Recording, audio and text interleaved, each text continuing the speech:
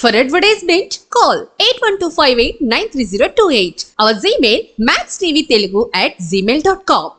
నమస్కారం. Max TV భక్తి ఛానల్కి స్వాగతం. ప్రముఖ జ్యోతిష్య వాస్తు పండితులు మరియు పంచాంగకర్త బ్రహ్మశ్రీ డాక్టర్ నాయకంటి మల్లికార్జున శర్మ గారు ప్రస్తుతం స్టూడియోలో ఉన్నారు. మరి వారిని అడిగి మరిన్ని విషయాలు తెలుసుకుందాం. నమస్కారం గురుగారు. నమస్కారం. గురుగారు, బృహస్పతి సంచారం ద్వారా ఈ సంవత్సరం అంతా కూడా తులారాశి వారికి ఏ విధంగా ఉండబోతుంది? తప్పకుండా అమ్మ. ఓం శ్రీ గురుభ్యో నమః. తులారాశి వాళ్ళకు వచ్చేటప్పటికల్లా బృహస్పతి గ్రహ సంచారం అనేది ఒకటి జరుగుతుంది. దాని జరగటం వల్ల ఏమిటి, ఎలాంటి ఫలితాలు సంభవిస్తున్నాయో మనం చూస్తే, సహజంగా వాళ్ళకు వచ్చేటప్పటికల్లా తులారాశి వాళ్ళకు కొంత మధ్య రకమైన ఫలితాలు ఎక్కువగా ఉంటాయి.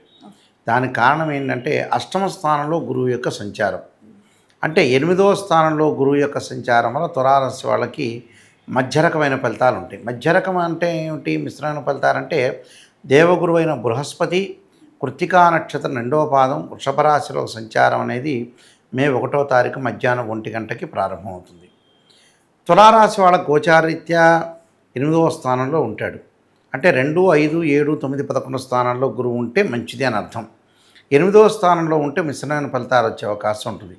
అంటే ఆర్థిక పరంగా ప్రయోజనాలు జరుగుతున్నా డబ్బులు ఖర్చు అయ్యే అవకాశాలు మెండుగా ఉంటాయి వీళ్ళకి. అంటే ఏదో రకంగా కొంత ఖర్చు చేసే అవకాశాలు ఉంటాయి. ఆ ఖర్చులో 35% వృధా ఖర్చులు కావటం ఒకటి, 65% ప్రయోజనకరంగా ఖర్చు అయ్యే అవకాశం ఉంటుంది. అంటే ప్రయోజనాలు అంటే ఆ డబ్బును ఎప్పుడైనా కూడా మనం ఖర్చు చేయాల్సిన అవసరం అని నెససరీ అనేది ఒకటి ఉంటుంది. కాబట్టి అది ప్రయోజనం కలిగే అవకాశం ఎక్కువగా ఉంటుంది. కాబట్టి అది మంచిదే.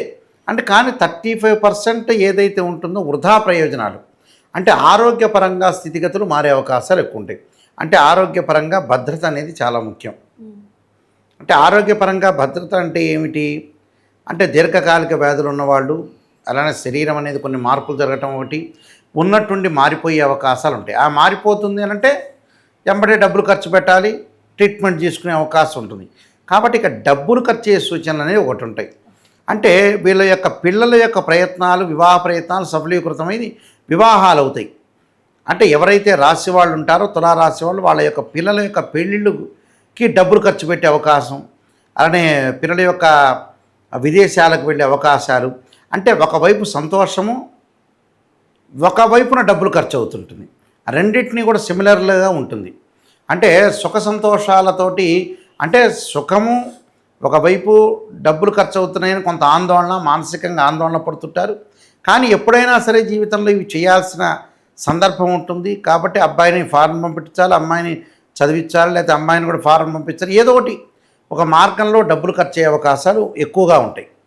అంటే డబ్బులు ఖర్చు కావటం అంటే ఏంటంటే మంచి పని కోసమే ఖర్చు అవుతుంటుంది. దాని ద్వారా ఏంటంటే మంచి జరిగే అవకాశం ఉంటుంది. వ్యాపార భాగస్వామ్యంలో పెట్టుబడులు ఎక్కువగా పెట్టకూడదు. ఉన్న వ్యాపారాన్ని చాలా జాగ్రత్తగా కొనసాగించి ముందుకు వెళ్ళాలి. అలానే స్త్రీలకి కొంత ఆందోళన ఉంటుంది. స్త్రీలు అనవసరంగా డబ్బులు ఖర్చు పెట్టే అవకాశం ఉంది. కుటుంబంలో చికాకులు వచ్చే అవకాశం ఉంటుంది. ధనపరంగా ఇబ్బందులు, మొండి బాకీలు వసూలు అయ్యే అవకాశాలు ఉండవు. డబ్బులు మట్టుకు ఎవరికే ట్రాన్సాక్షన్స్ చేయకూడదు ఈ సంవత్సరం తులారాశి వాళ్ళు.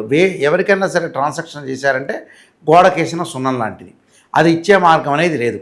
విద్యార్థులు కూడా అధిక శ్రమతోటి ఉత్తీర్ణత సాధించే అవకాశాలు ఎక్కువగా ఉంటాయి. విదేశాలకు వెళ్ళలేకపోతారు. అందువల్ల గురువు యొక్క బలం అనేది వీళ్ళకి తక్కువ ఉందని అర్థం. అందువల్ల గురువు యొక్క బలాన్ని పెంచుకొని ముందుకు వెళ్ళి కొన్ని పరిహారాలు చేసుకొని ముందుకు వెళ్ళాలి. ఓకే, తులారాశి వారు ఎటువంటి పరిహారాలు చేసుకోవాలి గురుగారు? తప్పకుండా వాళ్ళు చేయాల్సింది ఏమిటనంటే, ముందు గురువుకు సంబంధించిన హోమం చేసుకోవటం మంచిది. అంటే రావి సమిధలతోటి గురువు యొక్క హోమం చేయటం ఒకటి. గురు జపం అనేది ఒక 16,000 సార్లు ఉంటుంది. ఆ గురు జపం అనేది బ్రాహ్మణోత్తములు చేపించడం, శనగలు దానం చేయటం, అలానే రాత్రిపూట ఉడకబెట్టిన శనగల్ని కూడా ఆవుకు పెట్టడం వల్ల కూడా వాళ్ళకి మంచి ఫలితాలు వచ్చే అవకాశం ఖచ్చితంగా ఉంటుంది. ఈ రెమెడీస్ చేసుకోవడం వల్ల సుఫలితాలు జరిగే అవకాశం ఖచ్చితంగా ఉంటుంది. ఓకే, ఈ సంవత్సరం అంతా కూడా తులారాశి వారికి ఏ విధంగా ఉండబోతుందో తెలియజేశారు గురుగారు. ధన్యవాదాలు. నమస్కారం అండి.